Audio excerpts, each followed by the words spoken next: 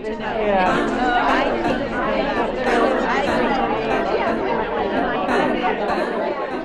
Welcome to the Babblery. Working, parenting, playing, voting, advocating, and creating as women.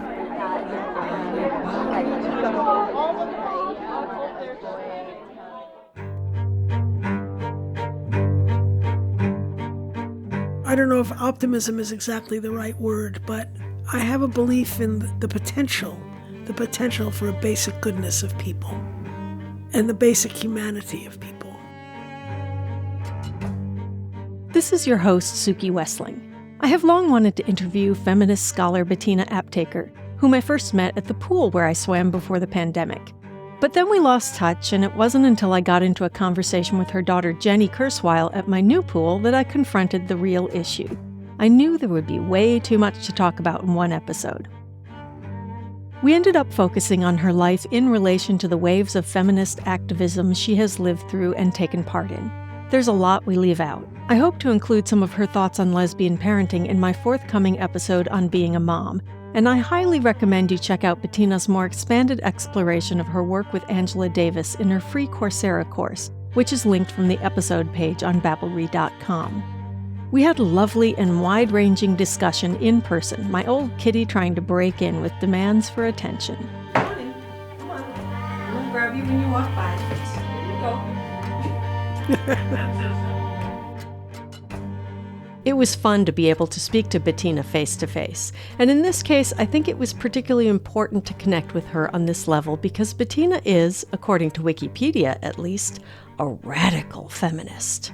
Certainly her ideas, expressed through a lifetime of writing and speaking about feminism, social justice, communism, and queer history, are not necessarily mainstream. But I hope you take from this conversation what I saw and can clearly hear in her voice, a kindness, compassion, and deep love for humanity, even those who might brand her a radical. So I'm Bettina Aptheker, delighted to be here. I have retired from UCSC, where I taught for about 40 years. I'm doing a lot of speaking and programming and things like that because last year I published a book called Communists in Closets, Queering the History, which was very much about my own experience in the Communist Party earlier in my life. Like all good conversations, ours went on way too long. Bettina has had a fascinating, and when it comes to feminism, surprising life. Surprising because this noted scholar came to feminism late, hampered by her upbringing, which had conditioned her to fear and suppress both her political understanding of women in society and her own sexuality and sense of self. In this conversation, we follow Bettina's life in waves, from her birth in 1944, well after the first wave of feminism, the political activity that kept her from taking part in the second wave, her instrumental role in defining the third wave, and up to the here and now, with her optimistic yet frank assessment of where we are and where we need to go. By the very nature of interviewing someone like Bettina, there's a lot we don't cover here.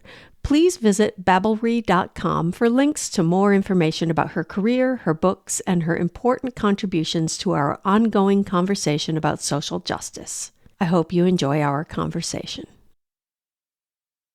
It's so interesting to me that you, noted feminist scholar, were born in a time when most women were still living relatively traditional lives. You know, we had gotten the vote. Finally. So, first wave feminism, we got the vote, and there was some loosening of some things, such as women actually were able to, for the most part, say, own property or something, though I guess women didn't have the right to actually have their own credit card account until 1972, I believe. That's correct. So your early life is well situated before anything that most young women now would take for granted happened. So let's go back to your mother and talk about the life that she was living when she gave birth to you to set the stage for your childhood. My mother was born in 1905, which was before women had the right to vote. And she was born in great poverty. She was born in the United States, but they were Jewish immigrant family on the Lower East Side in New York. And she was orphaned at the age of 4, raised by a grandmother, her maternal grandmother. This early childhood is very important in terms of how she developed and her awareness of poverty and class issues. So by the time I was born, she had been a dancer, pianist, loved all music, performed for many, many years with the Jewish People's Philharmonic Chorus in New York. In addition to that, she had always worked outside the home, which was unusual for women in that time period. We're talking the 50s. In 1929, she joined the Communist Party, 10 years before my father. So she was not a typical woman. We certainly had a middle-class life, I would say. My father was Herbert Aptheker, and he was a quite prominent member of the Communist Party in the 50s and a scholar of African-American history. So he was blacklisted from university teaching from forever. I mean, he never had a university job until student sit-ins in the 60s got him a job, and it wasn't a tenure track. So my mother supported the family. So that's also a reversal of the way typical families were in that time period. With the exception, I always want to say, black women always worked outside their own homes after enslavement. My mother was very active in politics and very active in her union and started working when she was about 13 in the garment industry in New York. She was very strict. She was a strict mother, demanded certain kinds of things of me, which were not always easy. One story I love about our relationship was when I was about 15, she said to me, "Why do you disagree with everything I say?"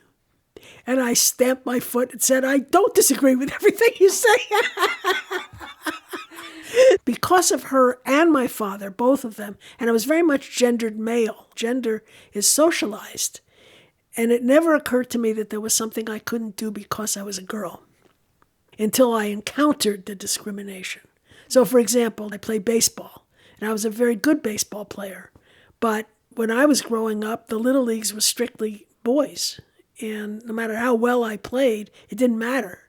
I landed in a family that was very unusual, both from a feminist perspective, looking back at it, But I also had a very difficult time. The 50s were a very, very challenging and difficult time, and we were under FBI surveillance all my life, as far as I could remember.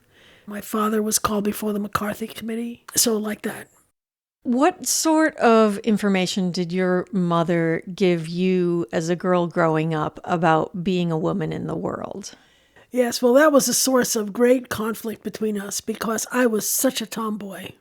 And so I just wanted to wear jeans and T-shirts and play baseball, which was fine with my father. But she wanted me to be classically female, which was to wear skirts and dresses. She would take me shopping. And I always felt like nothing ever fit me. Anyone who's my age will remember we had to wear crinolines. Oh, these awful, they were undergarments. That they hark back to the kind of 19th century where your waist, to make the waist smaller. And I was little. I mean, I wasn't I've never been very tall or anything like that. And at that time, I was very thin also. In any event, she was trying to make me a classic female, and I was very much a classic tomboy, and never the twain shall meet. Now, the other part of my childhood that's very, very difficult in this, and that my mother did not know, as far as I know, did not know about, was that my father sexually abused me. And that was very, very challenging, of course. And I didn't retrieve all those memories until later. But although I had all the symptoms of a child growing up in sexual abuse, because we were under constant surveillance and the family was being persecuted. When I wrote about it in the memoir that I published a number of years ago, it's called Intimate Politics, I got a huge number of letters and emails and so forth from women all over the country who had very similar experiences. But the point about it was they never said anything because they were on the left. And people on the left try to protect each other, especially children. You feel responsible for your family. And so that was a very big factor in my life. So you had this constant conflict with your mom over Yes. gender roles. Yes. And then out in the world, say when you started to hit puberty, and how did you feel out in the world? Very awkward. And I didn't know anything about being female. My mother didn't talk to me about any of that. So I remember when I got my period for the first time, and I think I was about 15. So I was in high school. First I thought I was bleeding to death. I had no idea what was going on. Literally none, which is an incredible amount of naivete. And I went to school and I met up with my best friend. And I told her what was going on. Oh, she said she knew all about it. So we went to the drugstore and we got me some Kotex. And then, of course, the other part of this is that from a very, very young age, my attachments were to women, girls, and especially women. I was falling in love with women from when I was 5. People that came to the house as guests of my parents. And some of the women I just thought were the most gorgeous women I'd ever seen in the world. And I totally fell in love with them. But of course, I had no language for that. I had no idea what it was. I didn't even know the word lesbian for a long, long time. So very confusing. And what about your father? You said that he was okay with you being a tomboy when you were younger. Did he have expectations of how you should behave as you matured? They weren't gendered female. He wanted a son, and so it was very confusing. But so I was gendered that way, and he did not put any pressure on me about gender, that is, about being female. Bettina Aptheker entered the turbulent 1960s in an unusual position. In some ways, she had a very cosmopolitan upbringing, but in others, she was unusually sheltered. Her father's position as a public communist had isolated her from the lives that so many other young people were living, especially the rise of second-wave feminism. Politically, I was not sheltered in the sense of like a very great awareness of racism. When Emmett Till was lynched, this was a big deal. I remember it vividly. The Rosenbergs were executed. That was a huge deal in my life. I was about 9. I knew the Rosenberg children. So politically, I wasn't sheltered. But in terms of femininity or sex or anything like that, I was totally I had no idea about anything. So I had this kind of split because I had this very developed political awareness. And I had taken classes in Marxism and so on. And then I had this total naivete and no way of figuring out how to navigate anything about relationships, especially with boys or men, none. I had no boundaries, nothing. So I left Brooklyn right in time for the explosion of the student movement. And when I arrived in Berkeley, I was sort of ushered into the inner circle of the left as, quote, Aptheker's daughter. That would be like a stage whisper. Somebody would say, this is Aptheker's daughter, like that. I wanted to get as far away from my parents as I possibly could without falling into the Pacific Ocean. I've always find it interesting that there's this mix that people have this external image of people who have had unusual upbringings as everything was going to be unusual. But really what you're describing is really quite typical of many people. Exactly. That you want to go as far away from what you know as you can. Yeah. And in some sense, you see, I wanted to leave my natal family, but I wasn't going that far away in terms of politics, because the year before I was applying for schools was when HUAC, House Un-American Activities Committee, came to San Francisco. And the students organized this huge protest in front of City Hall in San Francisco. And there's very iconic images of them being washed down the steps of the City Hall by the fire department that turned their hoses on them.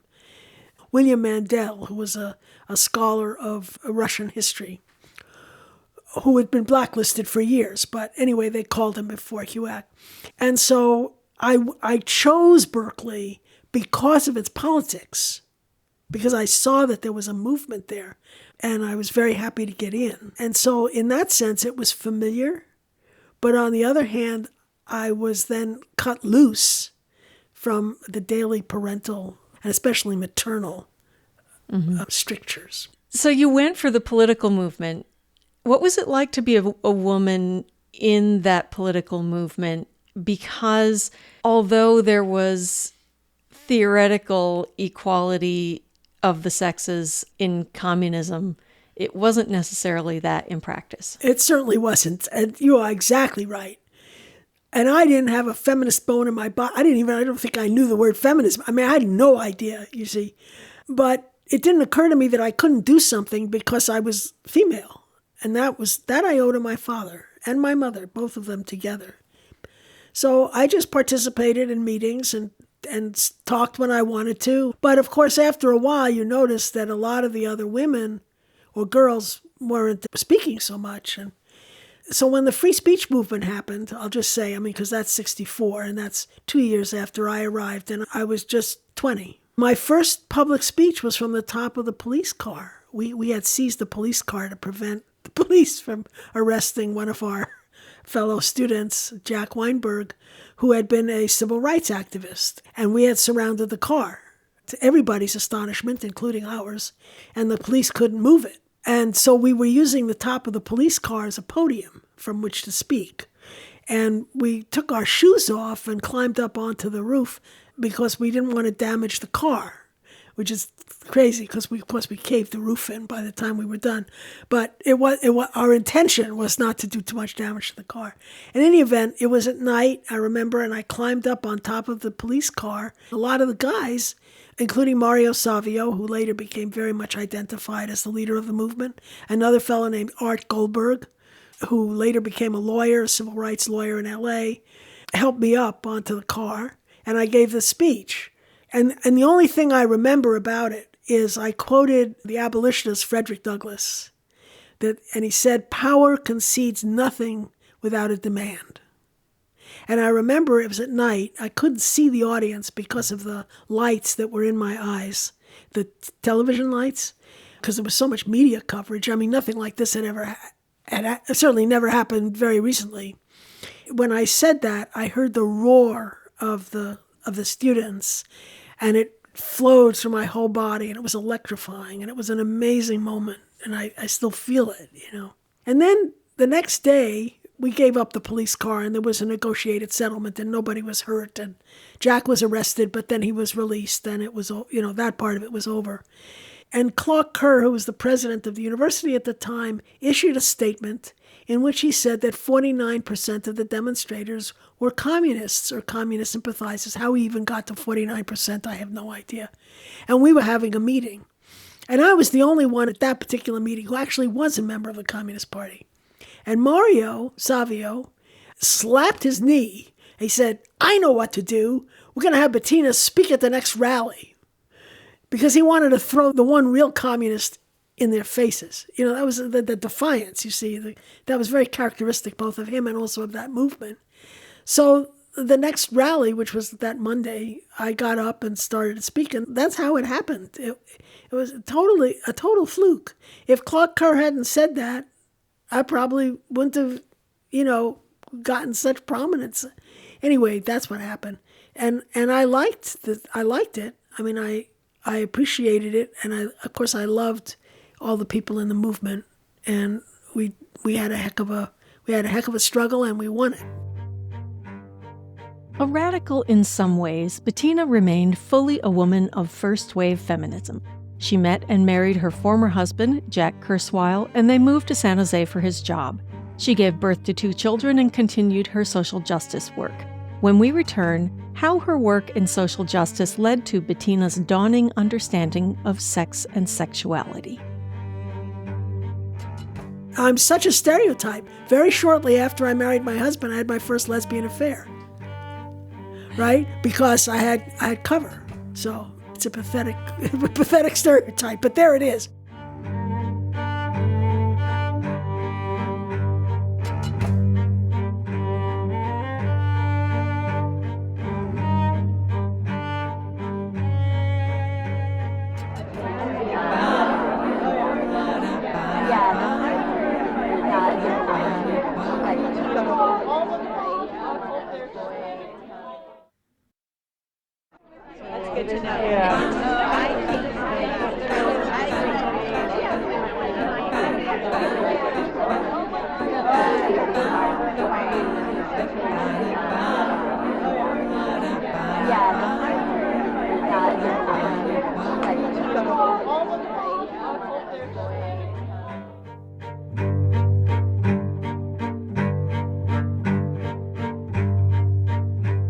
Welcome back to the Babblery and our interview with feminist scholar Bettina Aptheker.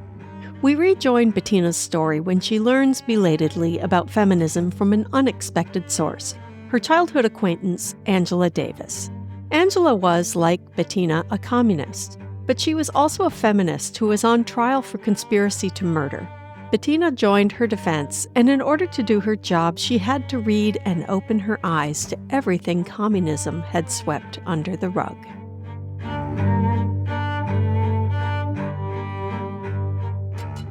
In the communist movement, at least in theory, there was the idea of women's equality. There was even a women's commission in the Communist Party that was intended and did seek to advance women's equality.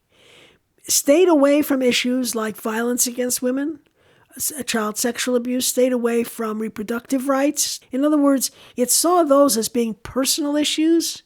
It saw women's equality as being about equal pay for equal work, the right to vote, of course, the right to own property, changes in the divorce laws so that women could gain custody of their children, childcare, union organizing for women, and anti-racist work were very much a part of the communist view of women.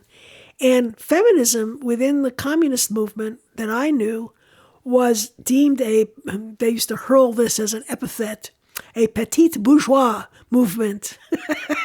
Meaning petty bourgeois, in other words, for middle class, just for middle class. And they wanted nothing to do with it, and very hostile. They're very hostile. Also, the Communist Party was very hostile to the New Left, and it was also very homophobic. So it was very backward in certain kinds of ways. But that meant that me trying to, again, navigate this crazy world in which I was living, I was trying to be good and also suppressing, lesbian desire, which is why I got married so fast. So we moved to San Jose in '68, and I was very much involved in politics. The feminist movement had already started by then, but I shied away from it. Now, I also shied away from it because I knew it had something to do with being a lesbian. I didn't know why or how or anything, but I was so closeted and so fearful. And under FBI surveillance, you can see what I'm trying to navigate here. It was very tension-producing and very difficult from that point of view. Angela Davis was arrested in October 13th, 1970. When she was arrested, I left for New York, and Jack took care of our child because she and I had known each other since childhood, and I became deeply involved in her defense. So this is all an answer to your question, when was I introduced to feminism? Angela introduced me to feminism because after her incarceration and all the trial preparations and all the work we were doing, and I was very, very deeply involved in building what became an incredible international global movement for her freedom, she was invited to give a paper at a philosophical association conference in New York a year after she was arrested and denied bail. It was going to be with a very well-known British socialist feminist whose name was Juliet Mitchell, who'd written a book called The Longest Revolution. Obviously, she couldn't be there. So she wrote a paper and asked me to give it at this event, which I did my best to do. I have to say that both of us were totally naive about academic conferences. She'd written a 60-page paper, and when I got there, I was told that I had 20 minutes. But the point about this story is, in order for me to present the paper, she had to teach it to me. And so we sat with all these books on the floor outside her cell. By this time, she was in Palo Alto awaiting trial. And I saw that she took feminism absolutely seriously. And while she was very critical of the racism of white feminist writers, where she took them on, she also affirmed the significance of the issues they were dealing with. And this was a revelation to me. And this was my introduction to feminism. A Black feminist perspective was at the heart of our defense. What were the things that your eyes got open to as you started learning about feminism? All the economic issues, equal pay for equal work, all the political rights, economic rights, absolutely compatible. But where they parted was on gay issues. They were very homophobic. But they also considered any kind of sexual violence, like rape, for example, or domestic violence within the family, that was not addressed. And it was seen as, we say, secondary, personal, to be resolved within the family. It was very backward, actually, when you think about it. And you think about it with a feminist lens, it was certainly very backward. But that was the attitude. So that's what was opening up for me, was that these were real issues.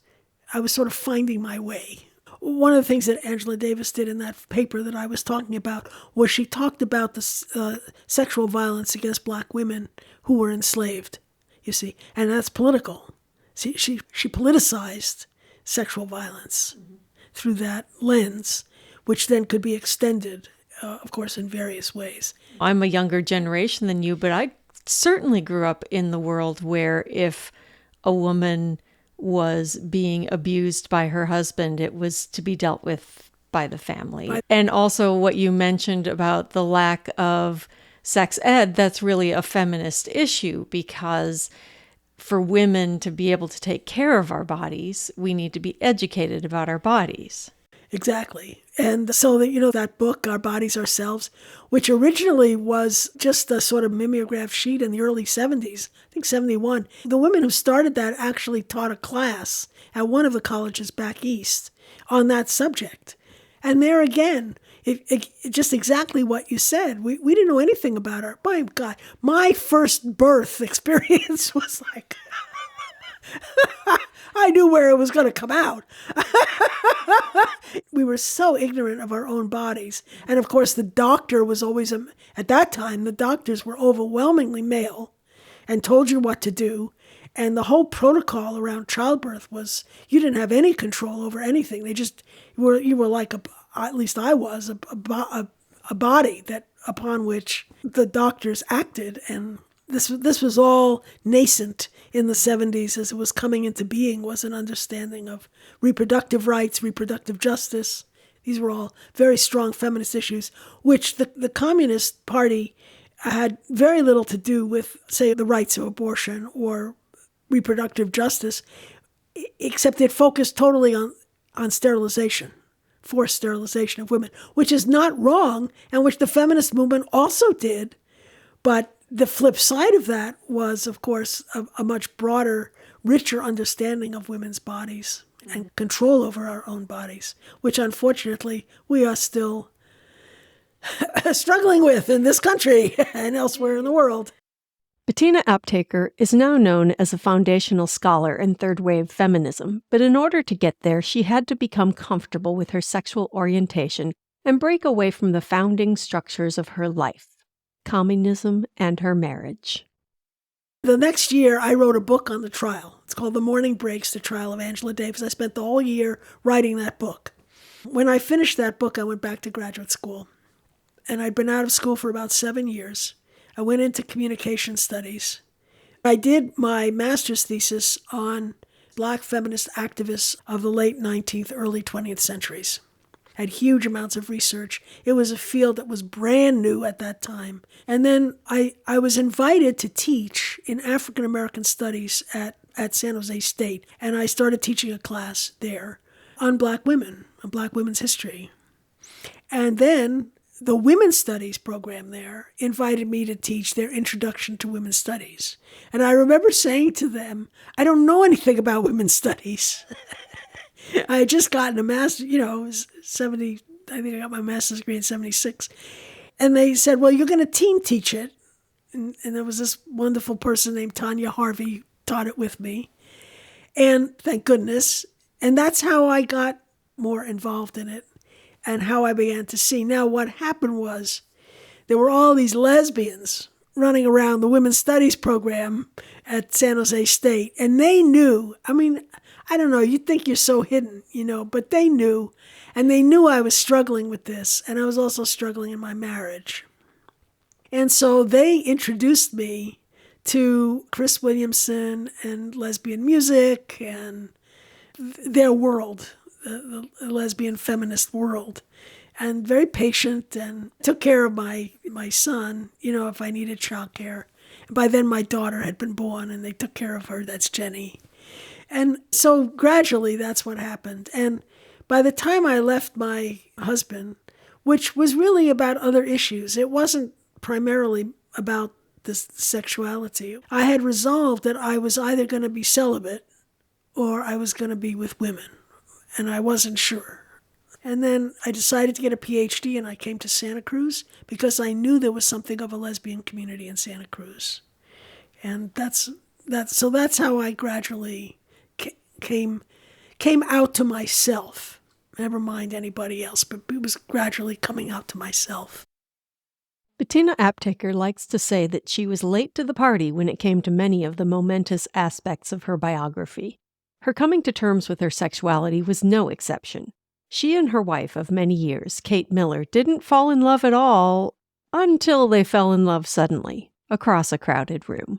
We knew each other as graduate students at San Jose State, but I was married and she was straight, as far as I knew, which she was. She was involved with a guy and had been married, and she had a child that she was raising, Lisa. And so we were friends, and she was a marvelous friend. And then there were a few years when I didn't see her. And then we re-met at such a stereotype, at a Holly Near concert at the Civic in Santa Cruz. She was singing. And I was sitting with Joshua. I had taken Joshua to the concert. It was his birthday. And his birthday was 2 days after Kate's birthday. So the concert was actually on Kate's birthday. It was October 17th, 1979. And what she describes is looking across the auditorium. She was with her daughter, with Lisa, looking across the auditorium and seeing me and having, it was like she knew I was the one.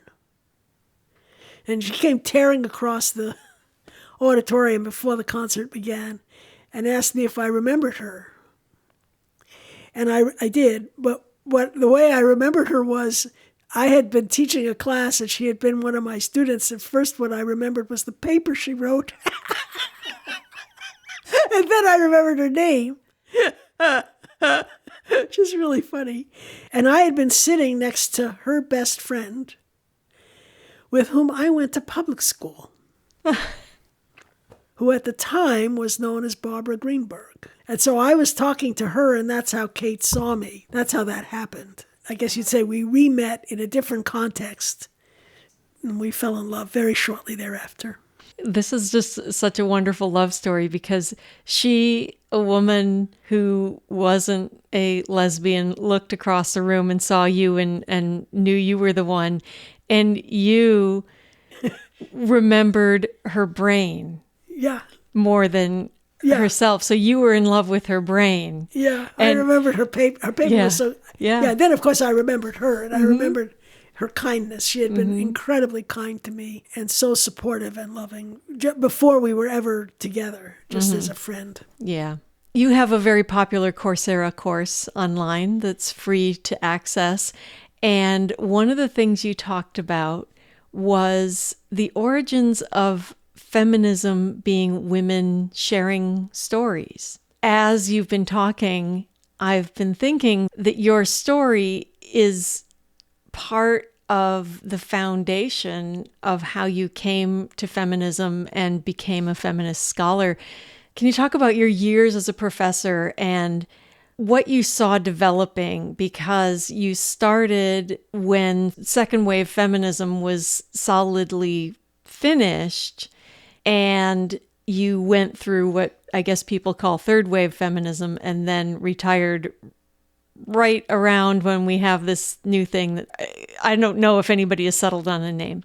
So your life, your professional life, again, is spanning a really interesting period. So talk about being a professor and developing the field and what you saw in the world around you as that was happening. So after I left, I came to Santa Cruz in order to be in the History of Consciousness program to get my PhD.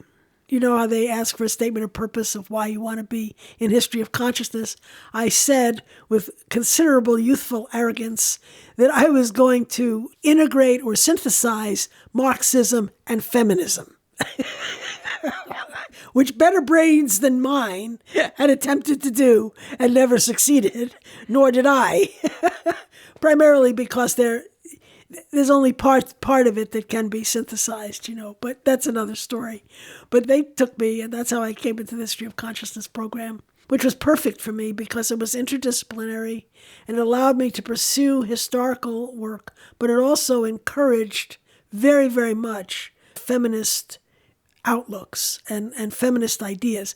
And they were still nascent, they were still being developed. Because this is, if you say it's about 10 years into the women's liberation movement, it's about 10 years after Stonewall, if you think about that. And women's studies at UC Santa Cruz was one of the earlier programs which had begun in 1974. This year, 2024, is our 50th anniversary.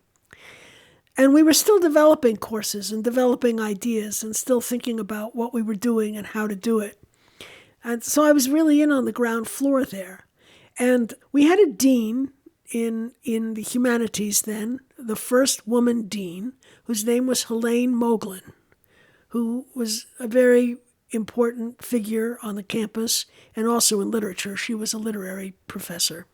And as dean, she offered History of Consciousness a position, a faculty position, only if they would accept a feminist scholar, which they accepted, whether they wanted to or not, because they wanted another faculty person. And so I ended up being the graduate student representative on the search committee. And we ended up hiring Donna Haraway, who's one of the great feminist science scholars of our generation. So Donna started teaching feminist theory, which is why I'm talking about this. And that continued my education in feminism. She was much more developed in feminist theory than I ever was. But I learned from her. I also learned from a woman named Nancy Chodorow, who was doing psychoanalysis in feminism. So I was educated. I became educated as a graduate student, and I was reading voraciously. And then in 1978, Adrienne Rich, the great feminist poet, lesbian poet, wrote a book called On Lies, Secrets, and Silence, which I still consider to be an extraordinary collection of essays. And I must have underlined the entire book. And so I was developing a real feminist lens, a feminist understanding that I didn't have when I had begun, but this is what the best of graduate education is about, right? That you get what you came for. And very shortly thereafter, first I was a teaching assistant, but ultimately I started teaching in what was then a very nascent women's studies program. When we come back, Bettina speaks about helping to build third-wave feminism and how it changed the lives of the young women and men who started to look at our society through a whole new lens.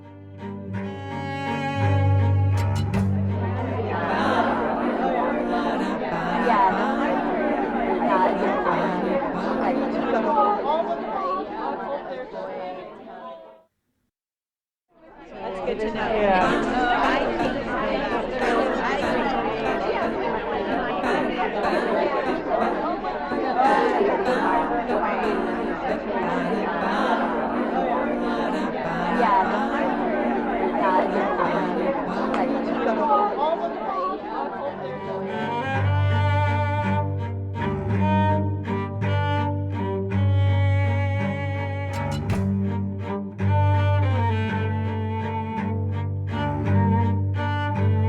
Bettina Aptheker was born well after the first wave of feminism and almost missed the second wave due to her isolation in the communist movement of her parents.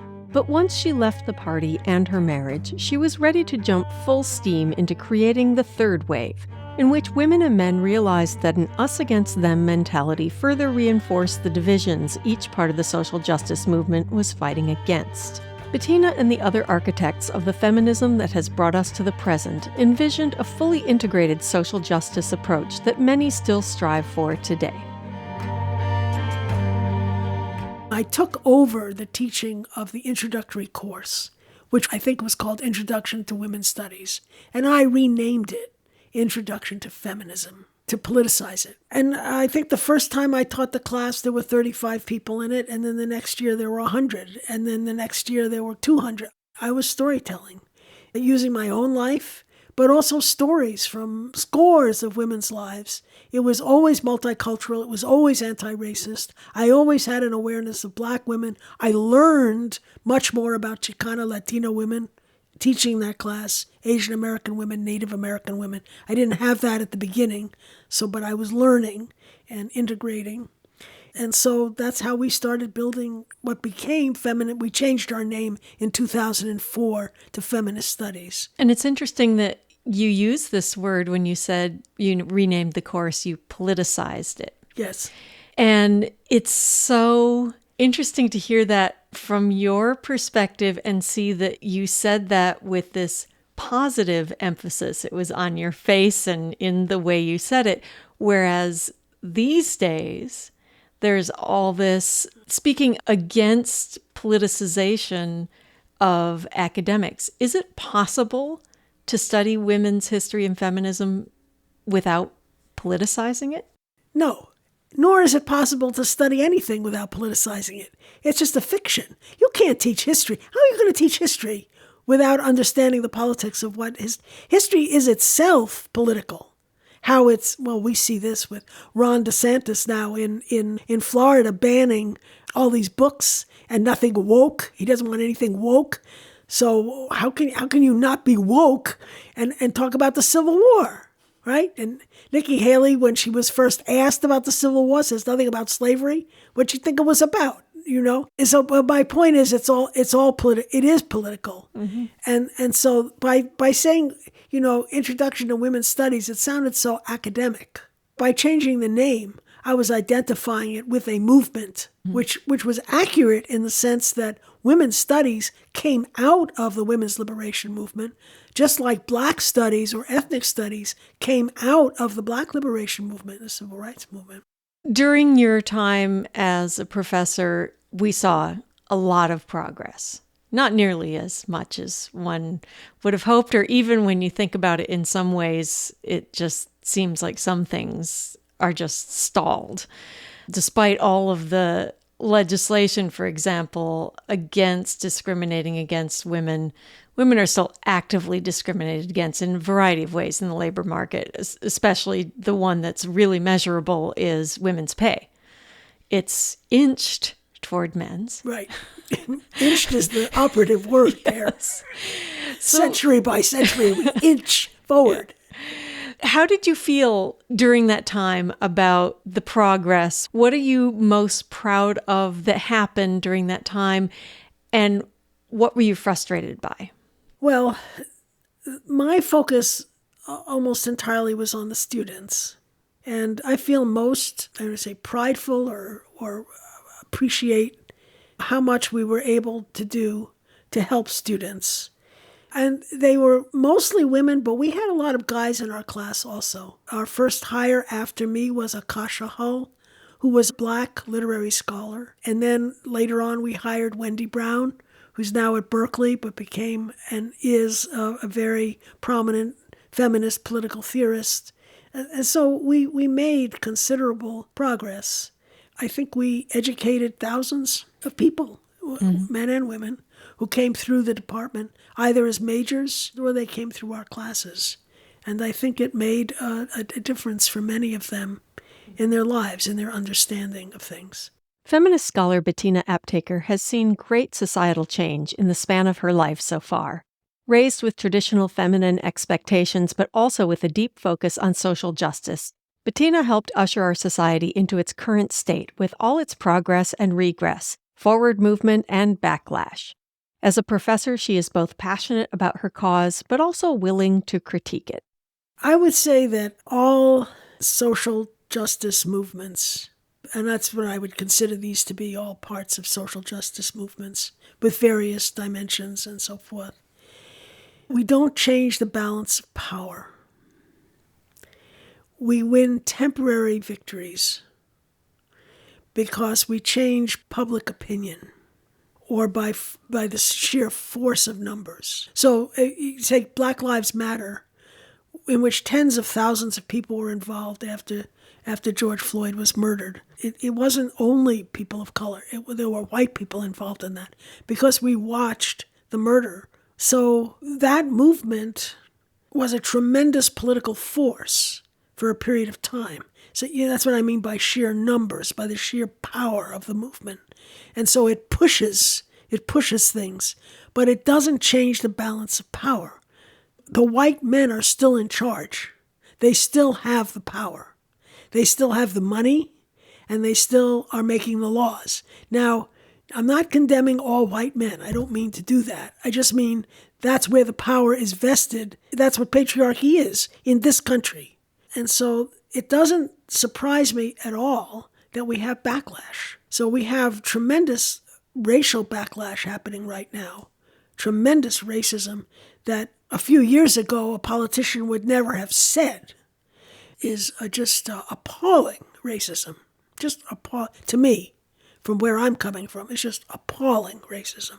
And likewise, some of the reversals of Roe v. Wade, when that was overturned, you have the most appalling men, mostly men, in Republican-controlled states where they are controlling the state legislature who know nothing about birth, nothing about reproduction, nothing about women's bodies, who have the arrogance and presumption to say that women cannot have abortions. And they are not pro-life. If they were pro-life, they would be providing tens of millions of dollars for children in this country to be properly cared for. No, it's just a political whipping post, and it's just a patriarchal move. You have to see through, in my view, see through this kind of politics. I'm not saying that some of the people in the pro-life movement may be very sincere. Some of them are, but I'm talking about the vested interests. So you have these cases now, for example, of horrific experiences of women in Texas, as one example, who had to go through term of birth because doctors were afraid to perform medically required abortions in order to save. I mean, the fetus was going to die. They knew the fetus was going to die. And then they allowed this. That's what I meant by my outrage at these legislators who know nothing. So I see this as a backlash. And the other thing I wanted to say about this is that Trump has poisoned, he's toxic, and he has poisoned the political atmosphere in this country. It's pervasive. It's a Trumpian poison that is pervasive, and it's fascistic. It's very fascistic. You can see it in the viciousness with which politicians act and talk about each other. There's a viciousness. And my point about this is that there's a lot of people who are very, very dissatisfied with Biden. And I understand that. I totally understand that. I'm very dissatisfied and disheartened with him also. But if you're saying, if that's the choice we have between Biden and Trump, Trump is not an ordinary politician. Trump is a fascist. And he has to be defeated. He has to be defeated in this election. Backlashes always happen. I mean, they happened after the Civil War. You had the post-Reconstruction period in which lynching and segregation and awful, horrific violence continued. Even it had begun before, but it was accelerated as the backlash, So it's just part of our history. And it's not unique to the United States. It happens everywhere until you have a shift in the balance of power. Do you see that happening, and how does that happen in this country? I don't know. What I know, or think I know, is, my idea is we need to practice as a movement. I'm talking about a political movement get away from the violence in our speech as a political movement. I'm talking about the left. Because we start to sound like the right. Yeah. I'm talking about tonal quality. I'm not talking about the content. We as progressives need to try to develop one that has a much more filled with a loving kindness, filled with compassion, filled with vision of justice that's not vengeful. You see, that's what I meant by the toxicity of Trump, because I see this on the left. I see rhetoric coming out of people whom I might politically agree with, but I don't want anything to do with that kind of rhetoric. So if you were raising a girl now, what gifts would you give her to send her out in the world to be productive in this world that we're in right now?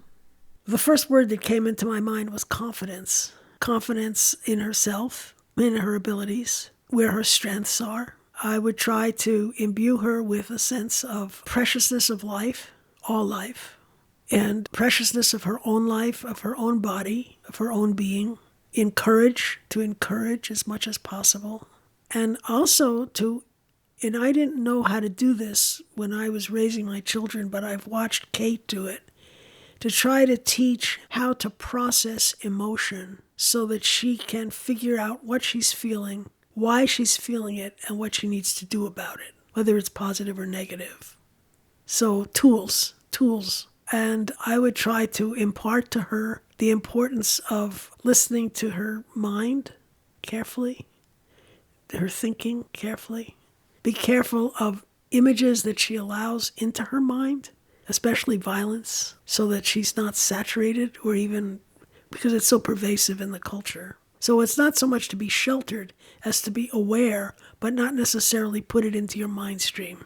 To be loving and compassionate and caring, generous, and watch one's own mind. Confidence. Are you optimistic for our future? Yes. I don't know if optimism is exactly the right word, but I have a belief in a basic, the potential for a basic goodness of people and the basic humanity of people. And it gets obscured by attachment to fierce ideologies. I was thinking about this experience when I was married to my husband, and we were coming back from our marriage in New York, and we were in an automobile accident. And we were both communists, right? And the automobile accident was very close to Cheyenne, Wyoming. And the car was pretty much totaled then. Someone else was driving, and we were both passengers. The highway patrol came. I was in the back seat, preoccupied with hiding all of the communist literature we had in the car. I was trying to shovel it into the suitcases and things like that so that it wouldn't be seen, because I knew where we were. So we were white, we were middle class, newly married, which they figured out. We hid all the ideological stuff. We're in the emergency room at the hospital. They asked where we were from and where we were going, all like that. People were so compassionate. They were so kind. They were so concerned. Anything they could do to help us, which they did. They did many, many things to help us, including finding us a place to stay and getting us there, and all these very, very kind things. And when my husband was being worked on the table and I was holding his hand, and the doctor had asked where we were from, and I had said Berkeley, and he said, well, you don't have anything to do with those communist rabble-rousers or something like that, is what he said.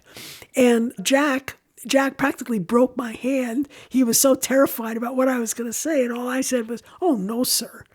I lied through my teeth, but what was I going to say? My husband's on the table there. He's bleeding all over the place. What do we say to the doctor? No, sir. So, but my point about this story is it really showed me that all these stereotypes we have about people are not true. There is a basic humanity, and they didn't see any of our ideological baggage, and so they had no reason not to be kind to us. At the beginning of this episode, I pointed out that Bettina Aptheker has been considered a radical feminist. But it occurs to me that looking back on her life from 2024 casts a pretty different view. Yes, to be a communist in a time when most Americans believed communism was going to destroy the world as they knew it was certainly radical. But everything else that Bettina has fought for and taught her students and lived in her own life is anything but radical from a modern perspective. Something that I've been working with since starting this podcast is the idea of replacing gendered words with the word people. So, for example, the first place I saw this done was in the use of pregnant people in medicine. That's instructive because once you start thinking about people receiving health care, your point of view can change radically. If you consider whether a hospital should be allowed to deny life-saving care to a person, that changes the conversation about abortion. So when I look at Bettina's life and I replace woman and lesbian with person, I don't see much that's radical. Lesbians should be allowed to marry because people should be allowed to marry. Women should get the support they need for childcare because people should get the support they need for childcare, especially if their government is telling them that they must work. Although, as Bettina pointed out, there is a lot to be done, I'm glad we live in a world where so many understand that women are people and that our fight for the rights that men have is not radical. It's simply what people do.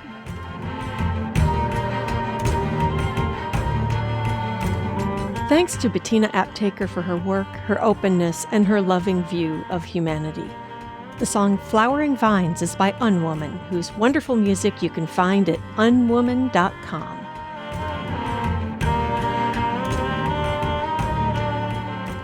Thanks for listening.